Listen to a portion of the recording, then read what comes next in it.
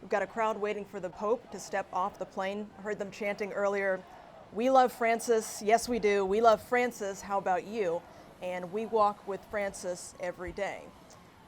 Once the Pope gets off the plane, there aren't any formal remarks scheduled for today, but he does have a busy schedule, which I will run down for you. The son-in-law of Billy Graham died today. Danny Lotz had a heart attack while swimming earlier this week. He spent nearly 2 days in ICU. Major athletes teed off at the Pro-Am this morning at the Wyndham Championship. A few are causing big excitement for this year's tournament. Our JB Ricks has been covering all the action. He joins us live from Sedgefield Country Club with more. JB. Less than 24 hours after Governor Pat McCrory committed to signing this new abortion bill. Thank you for joining us tonight. I'm Sharon Stone. We'll have those stories coming right up. First here at 6 o'clock, meteorologist Doug Lindsay is here with the first check of your weather on the One's forecast. And Doug, we had some rain just in time for the kids to go back to class. Yes, we did. A roller coaster day at the New York Stock Exchange as stocks just plunged. Let's get the latest on the economy now from our team on Wall Street. The drop is blamed on fears about the Chinese economy, but investors are seeing opportunity. Bob Costner takes a look at the impact and the long-term predictions. Uncertainty still surrounds the future for Officer Randall Carrick, just days after a mistrial was declared in his voluntary manslaughter case. Jonathan Farrell's family is calling for another trial, but the Attorney General's office has not said if that will happen. Carrick remains on unpaid administrative leave with the Charlotte-Mecklenburg Police Department. Kay Geyer takes a closer look at what could be next. Less than 24 hours after Governor Pat McCrory committed to signing this new abortion bill, opponents say the 72-hour waiting period is a direct campaign promise violation.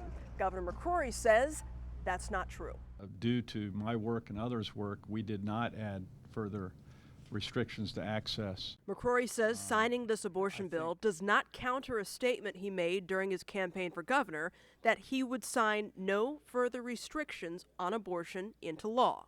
I have followed that promise. In fact, if anything, I ensured that that bill was written so women would not be denied access. They think they are doing right by women, but they are not.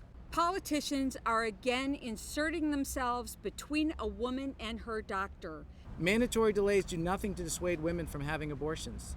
They just make it harder to get them. This group supporting women's rights gathered outside of the governor's office to express their disapproval. As a physician, I provide my patients with the best and most comprehensive care possible. Our relationship is built on trust, privacy, and open communication. The provisions of this bill undermine that trust and privacy. The governor says most people don't know it takes a phone call to start the clock on the 72 hours. And I think when most people find that out, they go, that's reasonable. That's a reasonable process to go through. It all comes down to differing definitions of access and restrictions. The governor's trying to spin this the best way possible. He's trying to say, look, this is a health issue, and then, the 72-hour window does start at a phone call, not with a first office visit. For people who wanted him to veto, they're not buying that spin. Another controversial part of this bill requires doctors to send information, including ultrasounds, about abortions that are performed after 18 weeks to the State Department of Health.